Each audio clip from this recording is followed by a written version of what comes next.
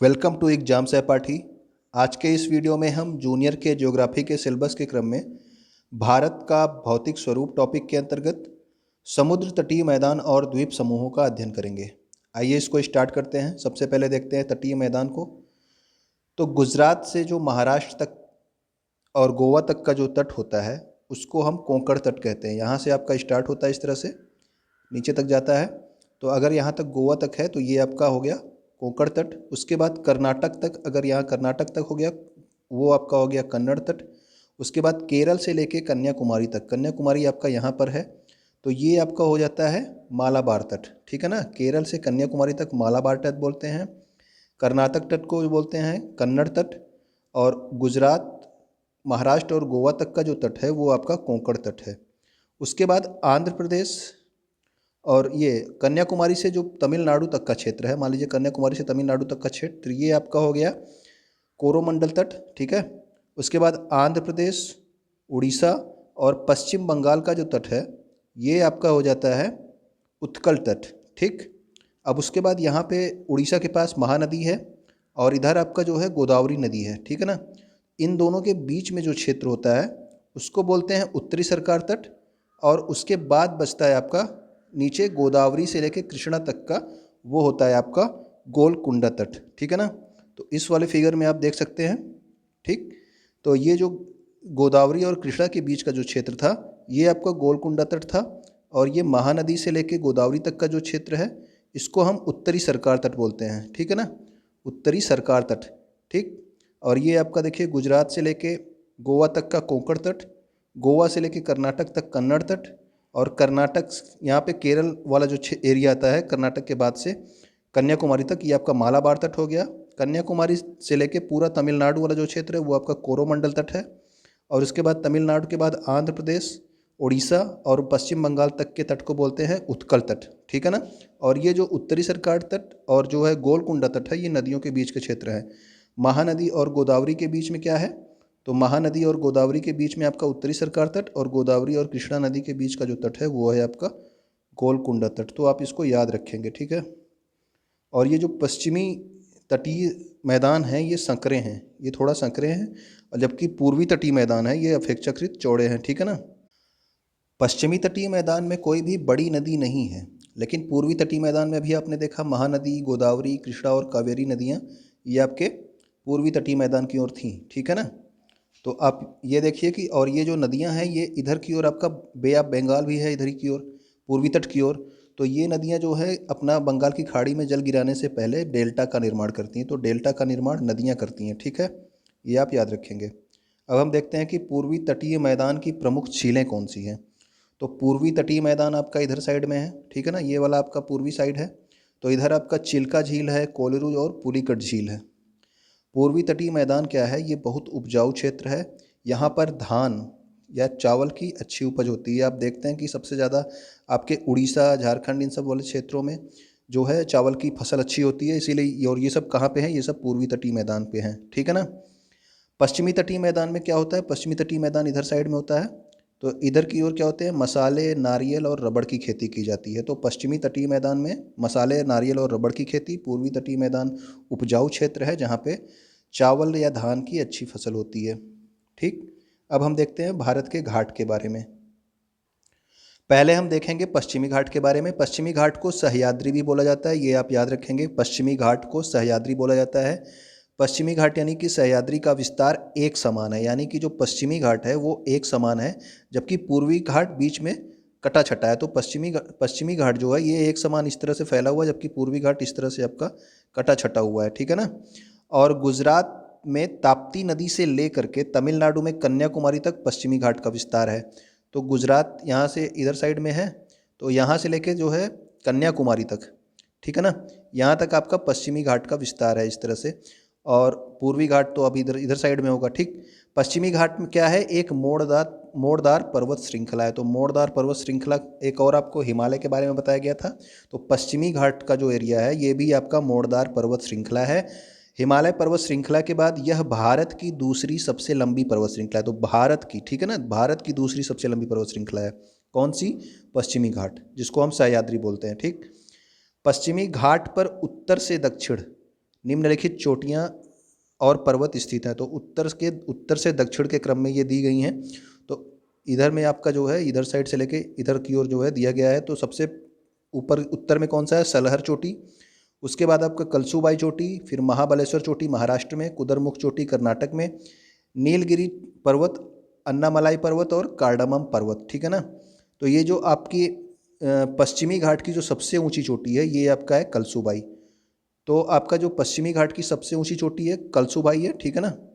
तो ये इधर साइड में यहाँ से यहाँ तक आपका पश्चिमी घाट का विस्तार है, जो कि एक मोड़दार पर्वत श्रृंखला है, ठीक। और पश्चिमी घाट की सर्वोच्च चोटी है कलसूबाई, और ये आपकी उत्तर से लेकर दक्षिण तक की पर्वत और श्रेणियाँ जो है पर्वत और चोटियाँ दी गई हैं, ठीक। तो अब हम देखेंगे पूर्वी घाट के बारे में। पूर्वी घाट में क्या है कि पूर्वी घाट श्रृंखला कई भागों में टूटी हुई, अभी आपको बताया गया इस तरह से टूटी टूटी भागों में है, और उनके नाम उत्तर से दक्षिण देखिए क्या है। अब इसमें भी उत्तर से दक्षिण बताया गया है। तो देवामुंडी कहाँ पे है, उड़ीसा में, नल्लामलाई, फिर उसके बाद वेलिकोंडा और पालकोंडा, ये तीनों कहाँ पे हैं, आंध्र प्रदेश में। जबादी पहाड़ी, शेरवाय पहाड़ियाँ और कार्डामम पहाड़ियाँ, ये सब कहाँ पे हैं, तमिलनाडु में, ठीक है ना। तो देवामुंडी उड़ीसा में, नल्लामलाई, वेलिकोंडा, पालकोंडा आंध्र प्रदेश में, और जबादी पहाड़ियाँ, सेवराय पहाड़ियाँ और कार्डामम पहाड़ियाँ कहाँ पे, तमिलनाडु में। और देवामुंडी पर स्थित जो महेंद्रगिरी चोटी है ये पूर्वी घाट की सबसे ऊंची चोटी है, ठीक। तो पूर्वी घाट की सबसे ऊंची चोटी कौन सी है, तो ये है महेंद्रगिरी चोटी। पूर्वी घाट और पश्चिमी घाट के मिलान बिंदु पर कौन सा पर्वत है, तो पूर्वी घाट और पश्चिमी घाट के मिलान बिंदु पर आपका नीलगिरी पर्वत है यहाँ पे, ठीक है ना। तो ये नीलगिरी पर्वत तमिलनाडु और केरल वाले क्षेत्रों में फैला हुआ है।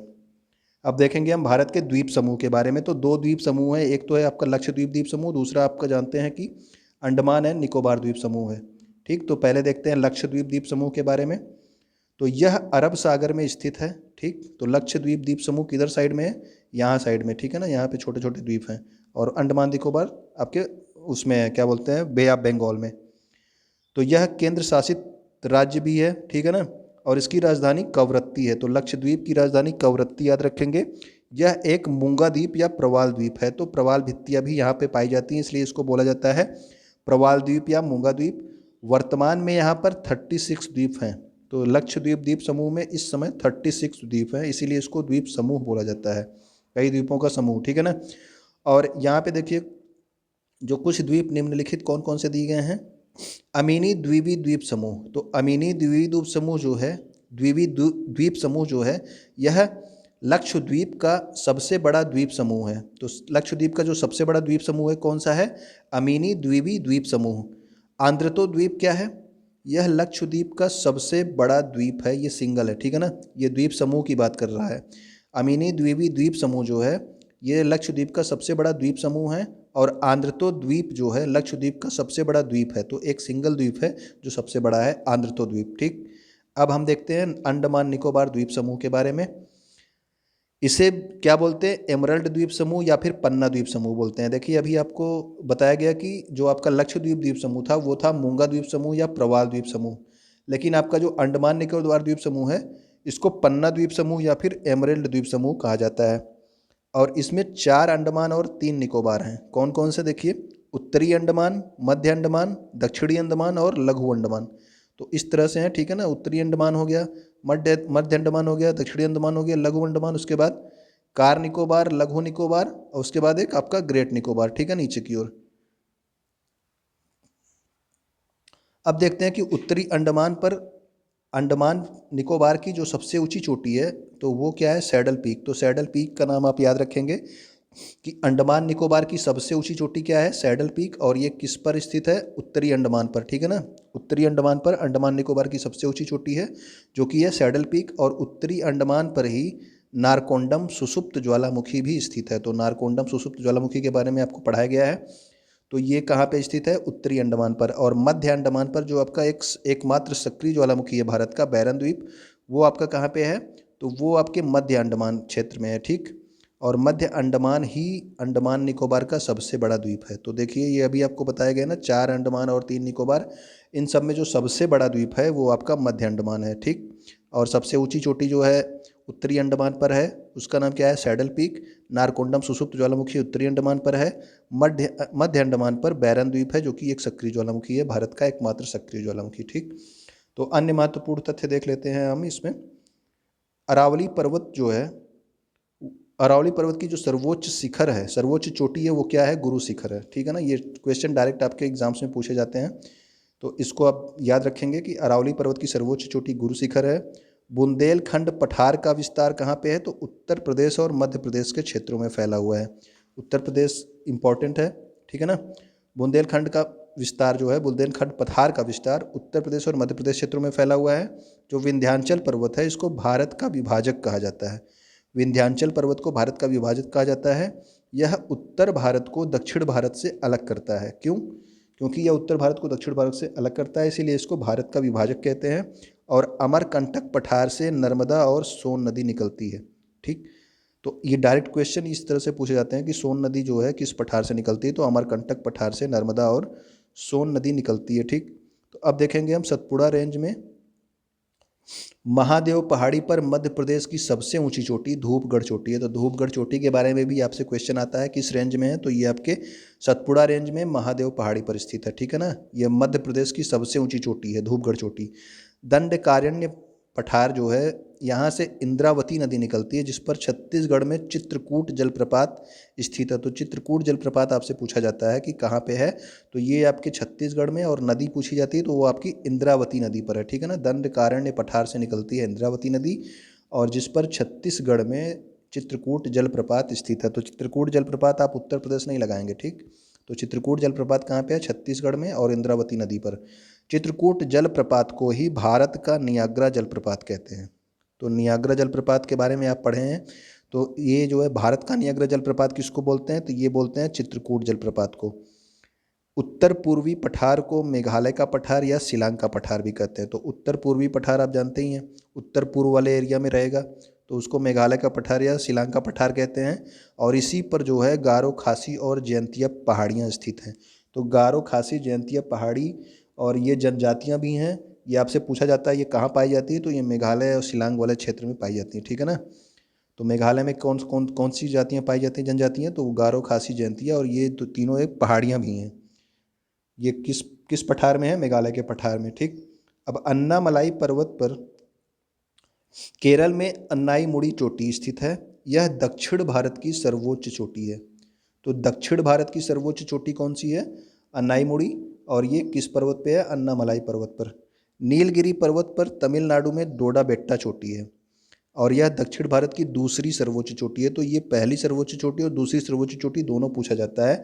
तो जो सबसे ऊंची चोटी है वो है अन्नाईमुड़ी, अन्नामलाई पर्वत पे, और जो दक्षिण भारत की दूसरी सबसे ऊंची चोटी है वो है आपकी डोडा बेट्टा, तमिलनाडु में है, ये नीलगिरी पर्वत पर स्थित है। ठीक है ना, नीलगिरी पर्वत पर केरल में अत्यंत घनी वनस्पतियों वाला क्षेत्र क्या है, शांत घाटी, यानी कि साइलेंट वैली। ठीक, तो इसके बारे में भी आपने सुना होगा, साइलेंट वैली कहाँ पे, केरल में है। ठीक, तो ये किस पर्वत पे है, नीलगिरी पर्वत पर। ठीक, तो उम्मीद करता हूँ आपको वीडियो पसंद आया होगा। इस वीडियो में इतना ही।